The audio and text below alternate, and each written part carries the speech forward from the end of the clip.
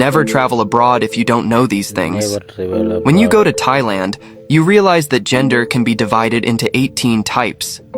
When you go to the Netherlands, you realize this is a country of giants, where elementary school students are all over 1.8 meters tall.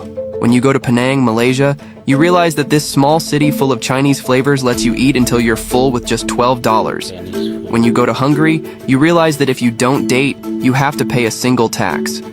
When you go to Sombrero Island, you realize that there truly is a place in the world without time. When you go to New Zealand, you realize there isn't a single snake there. When you go to Africa, you realize that penguins don't only live in Antarctica, but also along the southern coast of Africa.